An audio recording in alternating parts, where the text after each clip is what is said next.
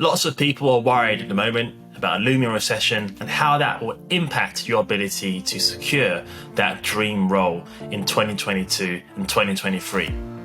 Well, don't worry if you are worrying. This video will hopefully ease your fears and give you some really powerful tools to supercharge your LinkedIn profile and hopefully land you that excellent next career opportunity.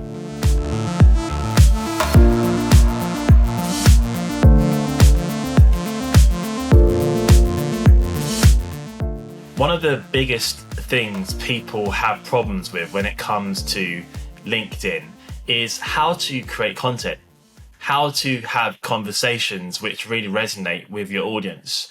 Now, this is something I have been very lucky to have developed a really acute skill and knowledge to be able to accomplish. As our agency, SurgeTree Global, we represent some of the biggest brands in the world, creating hundreds of pieces of content every single month, and we generate millions of impressions for our clients and we get some really good results. Now, this video is going to be my attempt to give you some of the key building blocks as to how you can start to create good content on LinkedIn.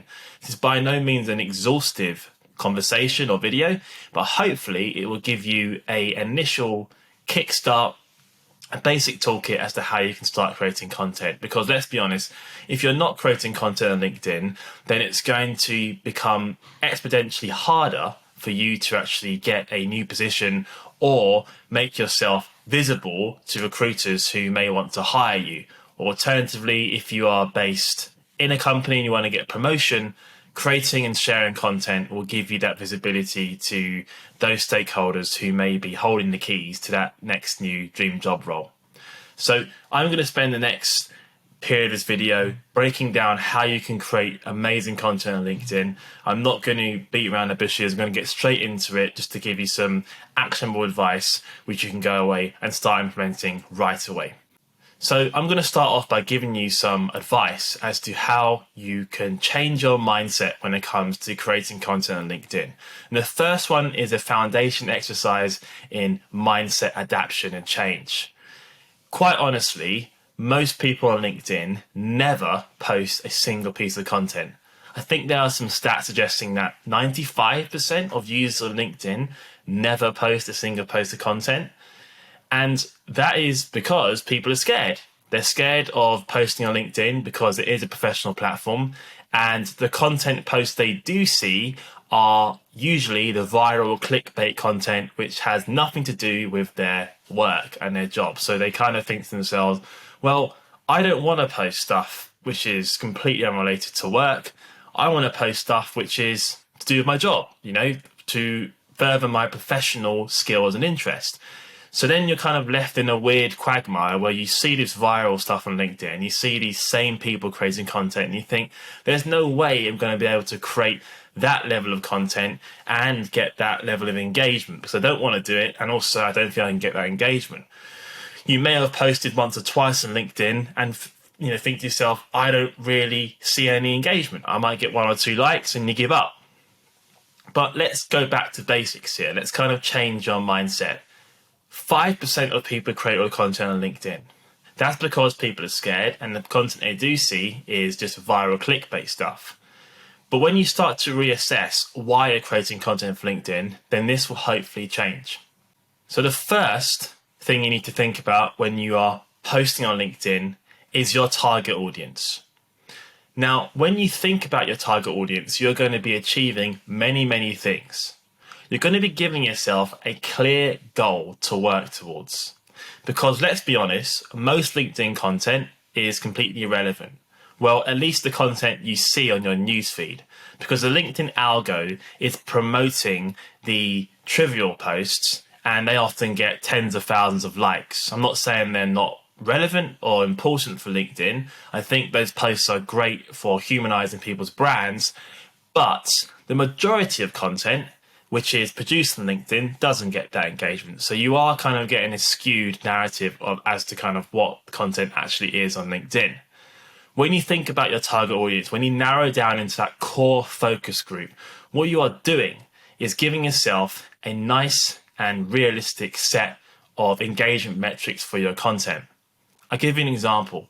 If you are focused on getting a promotion in a investment bank and your senior managers comprise of 300 to 500 people in terms of that net primary and secondary audience, think about that as your primary audience. So when you are posting on LinkedIn, you might say to yourself, I'm happy with 5 to 10 likes. If 2 of those likes are from my audience, that is success for me. So reset the narrative as to kind of what success means and really align your core target audience. Write them down. And when you write down this audience, focus on 3 different categories. Your first degree audience, second and third degree audience. Your first degree audience are your core target audience. These are the people you really want to speak to.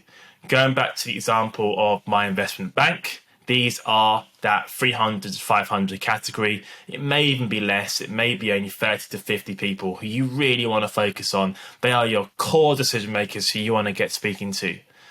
The second degree audience are the people that influence that person's network.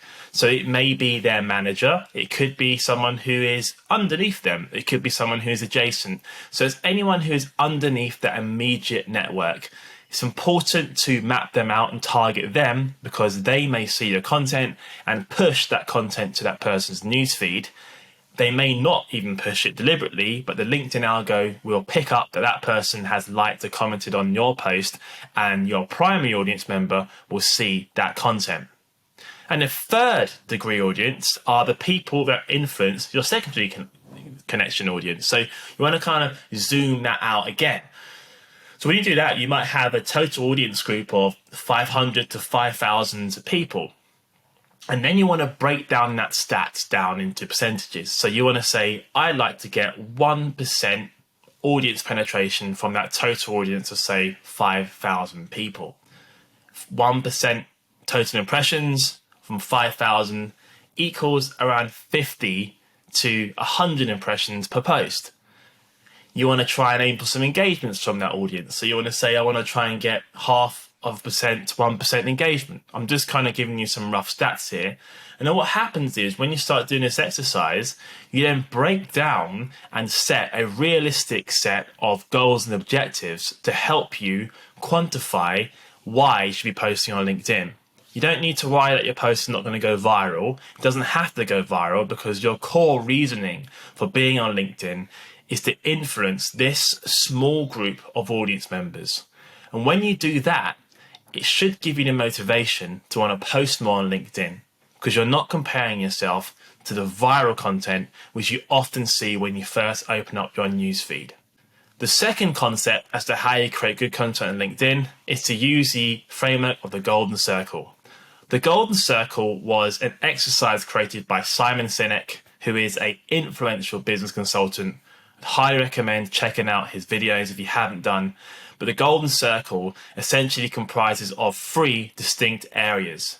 On the outer rim of the Golden Circle, you have the what. The inner rim, or the kind of second degree rim, is the how. And the final is the why. And what Simon Sinek says is that most businesses and most people communicate from the outside in. So they focus on the what, they talk about the how, and then finally they discuss the why. This is the dominant form of communications, and he says, and we agree with it at Social Tree, because this is what we kind of recommend our clients focus on, is that actually you should be inverting that circle and starting your conversations and your narratives and your content plans and your content narratives with why. Start with the core why rather than the what. Now, I know this sounds like a bit corporate jingo, but bear with me. I'll give you some examples. So if you have a LinkedIn profile and you want to get a promotion, it's no good going on LinkedIn and talking about why or, how and what you should be doing to get a promotion. I'm so great. I done 4 quarters of amazing sales this quarter. I'm going to get a promotion. You're not going to have anything to say. So you have to go back and really start with your core why. Why are you working? Yes, it may be to get more money to feed your family, but what inspires you? What is your engine? What's your passion for work? Now, if you don't have any passions for work, if you just want to work just to make some money, then you're going to struggle to kind of create content which is going to actually resonate on LinkedIn. In all honesty, you're going to have to do some introspective digging around finding and defining your professional brand on LinkedIn. It's important to do that. You have to kind of do the work to flesh out what your brand is. So going back to the example of the Golden Circle, if you start with that why, I can give you my example. My why is I really do believe in empowering the world to use social media for professional purposes. I think social media does have a really strong and powerful use case, but I think that most people use it wrong. And social media is a tool which can be used to help or hinder your life. That's one of my core reasons. And I genuinely believe that if you're doing work which is in computer programming, or your back to the investment banking decision example, then you might start with your why saying that I want to empower myself, my community, those around me to become financially literate, or I want to use my skills ultimately to help others. Whatever that core reason is for your work, start to flesh that out. And the reason why you need to do that is because it's really important to start gaming out your professional brand profile, because that's what you're going to be speaking about. You need to have those core topics in your toolkit so you can create compelling narratives for your LinkedIn profile. If you don't do that, you're just going to be aiming around on your LinkedIn thinking, what am I going to be posting about today? So this is a really crucial exercise. You have to do some introspection. You have to kind of define what your why is. You have to then kind of do the work around spilling out then how does that implement in your day-to-day work, and then what are you actually doing to achieve it. Okay, so if you are thinking about content, you've got your target audience, we've done in the last exercise. The second part is to do that golden circle exercise, right? Because what you can do is in your LinkedIn profile, you don't have to talk about just your job. People want to hear about your personality. They want to hear about your professional interests. They want to hear about what you're doing at your wider life, so they can take a educated guess about your personality, because your personality sells. People do buy people on LinkedIn. And going back to an original example, the reason why the viral posts of people doing nothing work related do so well is because humans are naturally orientated towards people who display a bit of humanity. And the analogy I like to use is the analogy of being at a business networking drinks event. So when you are thinking about this exercise, try and think like LinkedIn is a massive business networking event and you're in the breakout space of that event. And that way you can start to get a sense around what kind of conversations you're going to be having. If you've done this exercise correctly, then you should have 5 to 10 different topics you want to be speaking about. One of them is obviously that outer rim, that's very technical, that work-related stuff, whether it's coding in C++ or JavaScript, for example. Underneath that, you could be speaking about how you apply that, whether it's through team building, management, whether you have some thoughts around the future of work, whether you like working from home or in person. How does that inspire, and how does that actually further your mission to kind of get better within your role? And the core focus then can be that core mission we spoke about, empowering communities. What stuff are you doing around work, which is helping you define and actually achieve that core why. And then you have like 5 to 6 different topics rather than 2 or 3. So the conclusion is, in the second part, is really try and do some introspection. Find your core spine of your content. Who are you as a brand? Why are you working? What are you trying to achieve? And then start to create several topics which stem out from that. The third way you can start to create content and create good content on LinkedIn is to then, when you have your topics, start to create a content narrative. And the easiest way to do this, in all honesty, is record yourself. Record yourself speaking to yourself, or if you want to, get one of your friends or family to interview you. And what this does is, when you are interviewed, when you're speaking about you, you will listen back to that interview and realize, wow, I'm talking about loads of stuff here, which I would never have posted on LinkedIn. Because when you sit down to post on LinkedIn, when you kind of sit down to write a post, it's very hard to do that. People sit down and they kind of overwhelmed by a sense of creator's block, there's writer's block, there's nerves. So don't even try to do that. Just record yourself or have one of your friends or family interview you. Now, I know it may sound weird to do that. It may sound a bit awkward. You may feel like, what am I doing? But it's really important to do this, because when you interview yourself, or when you have an interview, you will speak about loads of interesting things. Now, you can frame the interview however you want. You can have it as a series. You can have it as a set of questions which you answer. I usually have it as a Q&A type thing. So, someone will interview me and I'll have 3 questions. So it'd be like pain point 1, pain point 2, pain point 3. How am I solving those problems? And then talk about my professional interests and my professional developments. You can frame it however you want, but I would highly recommend recording yourself, interview yourself, and then crucially listen back to that interview with a notepad and paper, or a laptop if you want to be more future focused, and then listen back to that interview and start writing down some of the things you said. Start writing down, oh, that's quite cool, I was talking about stuff really well. And then what happens is when you start writing down the thoughts in your head, you will then realize that you've got 2,000 or 3,000 words of content already.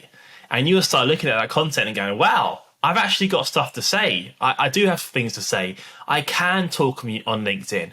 I can communicate in a way which is going to be structured, aiming at that audience we spoke about in the first point.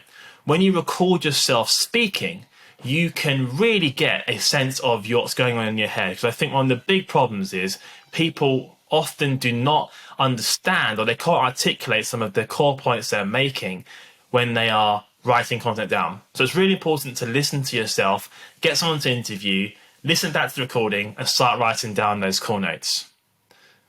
The full step after that is to then crystallize those core notes into content posts. It can be text-based posts, it can be video content, it can be any medium in which you feel comfortable. When you have that content written down, you can then start to think about how you're going to communicate that on LinkedIn. You can use the golden circle exercise to then optimize your profile. And we'll go into this in a separate video around optimizing your profile, but you can use that framework to start adjusting your visible brand on LinkedIn. So you can actually listen back to your call, optimize your profile, write down your call notes, and then fundamentally start chatting on LinkedIn. So they are the 4 quick points which I recommend you doing. We'll go over them again just to kind of give you a conclusion. So step 1 is know your target audience, do effective targeting, find that core audience, and then reset your metrics based on that. Step 2 is complete the golden circle exercise, redefine your personal brand narrative, and create 4 to 6 topics to speak about. Step 3, record yourself and interview yourself with a friend, colleague, or peer, and listen back to that recording. And then step 4 is optimize your profile based on those exercises and start posting. I hope that video is useful. I know it's quite a lot of information to take in, but if you do the exercise, please add me on LinkedIn. I'm happy to connect, I'm happy to share and like your content. I'm looking forward to seeing what amazing stuff you produce on the platform. So, speak to you soon.